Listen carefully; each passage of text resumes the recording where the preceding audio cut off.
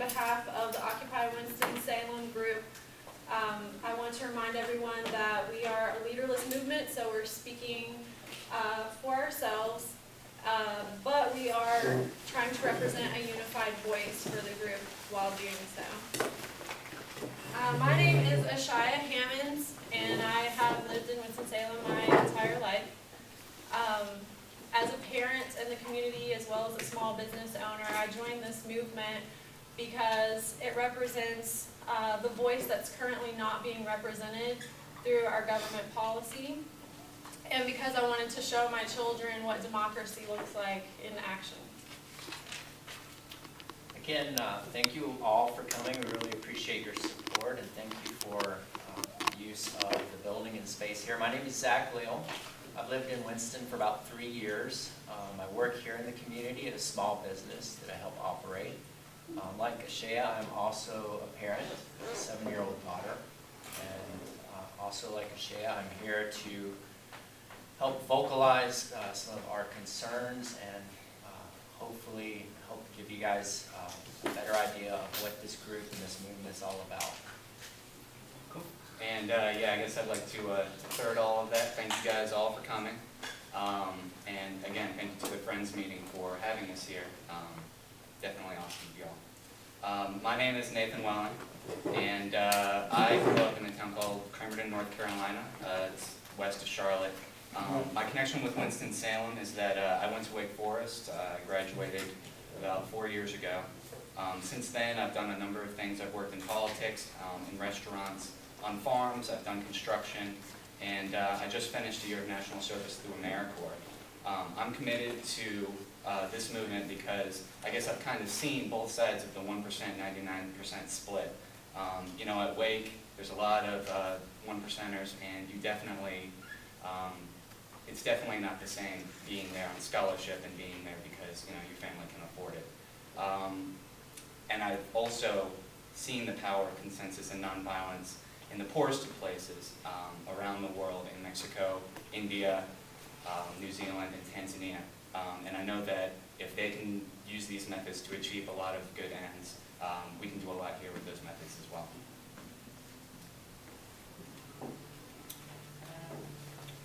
And so I guess I'm just going to talk a little bit about what exactly Occupy Winston-Salem is. We're a group of more than 200 members at last count, and we've been around for about a month. I'm going to read you guys the statement of purpose that was agreed to at the last General Assembly. Occupy Winston-Salem stands in solidarity with our brothers and sisters across the globe as a nonviolent, leaderless movement of Americans united to fight the corporate abuse of our democracy and to take the reins of power away from profit-driven interests and assert our rightful place in the political process. We serve not only as a movement of protest, but as a means to liberate Americans from the shackles of corporate greed. Our members are employed and jobless, liberal and conservative, and comprised of all colors and faiths. We do not exclude everyone, or we don't exclude anyone, as we are all suffering under the top-heavy power structure of the 1%. A lot of the questions we get sometimes are, what's this group all about? Of course, we just read our mission statement. A lot of people ask us, what are the issues? What concerns you? What is this movement about? And why are we all here?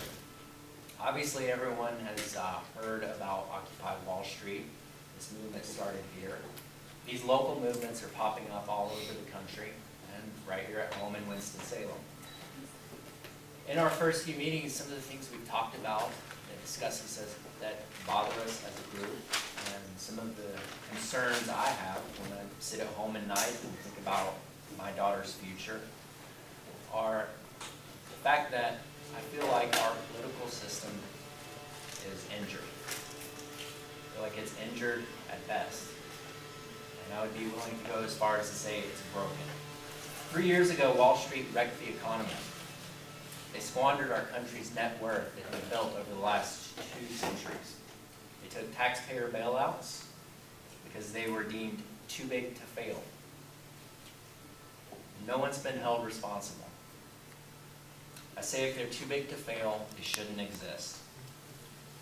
Right now, there are 14 million people in this country that can't find a job. 50 million people cannot afford to see a doctor when they're sick. And 15 million families own more on their mortgages than their home is currently worth. Meanwhile, the wealthiest 1% of our country continues to hoard more and more of the wealth, and the giant banks we bailed out of trouble, well, they're now posting record profits. Our democratic electoral process is non-functioning, and that is one of the reasons that we are here. Basically, as a result of the things that Zach just mentioned, our politicians are already bought and paid for before they ever show up on the ballot for us to vote for them. Policies no longer represent the voice of the people, they represent the interests of the elites. Now you might want to know who are the elite, and you've probably heard the term 99% thrown around a lot, but let me explain that the top 1% of Americans in this country own 43% of the financial wealth. Furthermore, the bottom 80% own 7% of the financial wealth. So basically, the majority of the people in this country can't compete with the massive campaign donations and the lobbying agendas of the super rich. The unemployment rate is 9.1%, and other than a very brief period in the 80s, we haven't seen unemployment rates this high since the Great Depression. This doesn't even include the people who are underemployed or who have degrees that are not being currently used for the jobs that they're working. Meanwhile, corporate profits have never been higher than they are right now. CEOs actually make 350 times what the average worker brings home. This inequality is staggering. It's shocking. And while the banks were being bailed out, they foreclosed on more than 600 million homes in the past 2 years alone.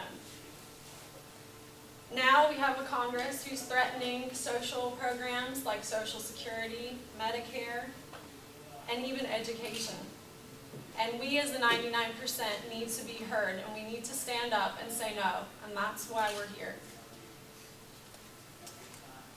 And they've talked a lot about kind of the basic problems that exist in society right now and what those have brought us to.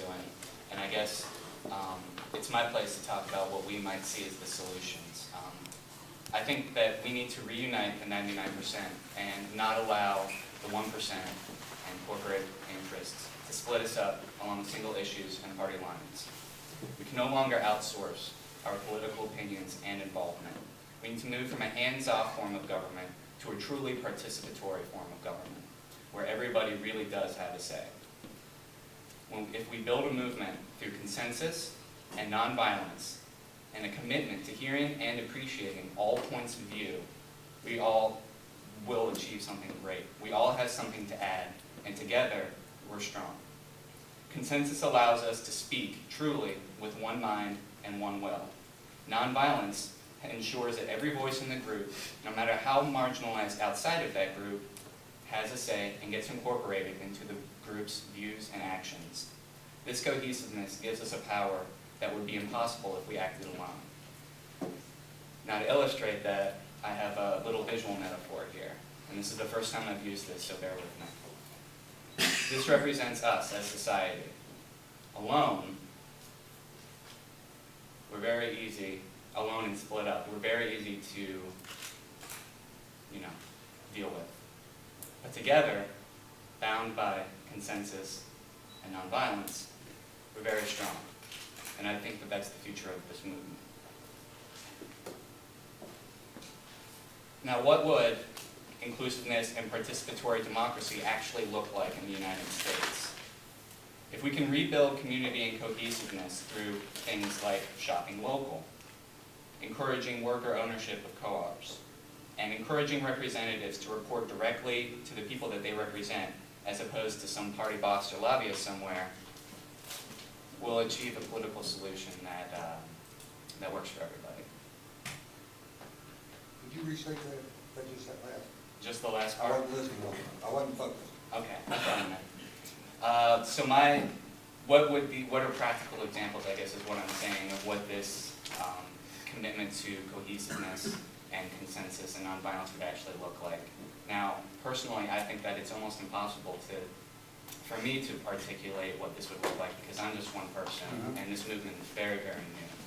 And who knows, once everybody starts participating, what direction this will take us in.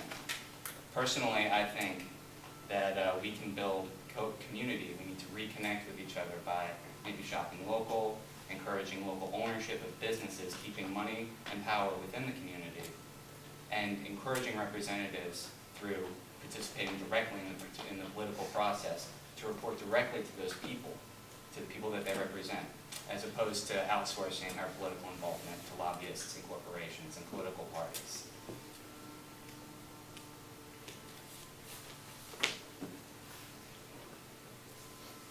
Currently, we have planned our first official demonstration. We'd like to invite you all out. That's this Sunday, the 16th at 11 a.m.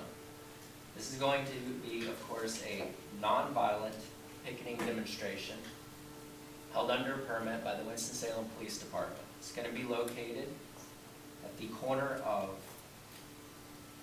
Stratford and Knollwood at Bank of America from 11 a.m. to 2 p.m., followed by a General Assembly meeting. That's this Sunday, the 16th. For more information, please check out our website, OcupyWinstonSalem.org, and also on Facebook at OcupyWinston-Salem. I think at this point, we'll open it up to any questions.